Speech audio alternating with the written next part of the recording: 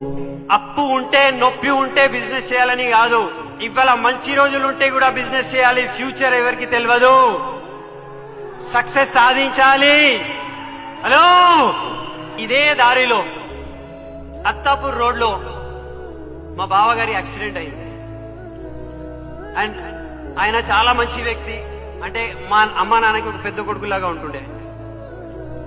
అంత మంచి వ్యక్తి రోడ్ యాక్సిడెంట్ లో హెల్మెట్ పెట్టుకోకుండా బైక్ మీద వెళ్తున్నారు. చిన్న చిన్న 3 పిల్లలు, 9 days కోమాలో ఉండే. And every day 1 lakh, 1.5 lakh ఖర్చులు ఉంటుండే. మా నాన్నగారు అన్నారు, మనం అన్ని మన దగ్గర ఏమున్నది అన్ని అమ్మేద్దాము, కానీ బావా బ్రతకాలి.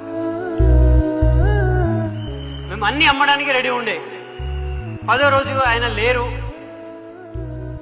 రోజు బాయ్ బాయ్ బేటా అని బైక్ మీద వెళ్లే వ్యక్తి ఇవాళ లేరు. తెలుసా?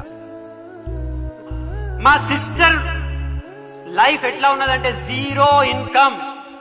నాకు అప్పుడు గుర్తొచ్చింది, ప్యాసివ్ ఇన్కమ్ కావాలి లైఫ్ లో.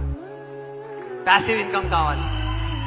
పని చేయలేని పరిస్థితి ఉంటే కూడా ఇన్కమ్ రావాలి. వ్యక్తి లేకపోతే కూడా ఫ్యామిలీకి ఎట్లాంటి ఇబ్బందులు రాకూడదు. అందు గురించి నేను ఈ బిజినెస్ లో ఉన్నాను. మీకు అర్థమవుతుందా నేనేం చెప్తున్నా? మీరు ఊహించలేరు. రైట్? ఒక భర్త పోతే చిన్న చిన్న పిల్లలు ఎట్లా ఉంటారో మీకు తెలియదు. ఇవాళ మా సిస్టర్ మాతోనే ఉంటుంది. 3 పిల్లలు ఉన్నారు. మాకు వీళ్ళిద్దరు, వాళ్ళు 3, 5 పిల్లలు ఉన్నారు.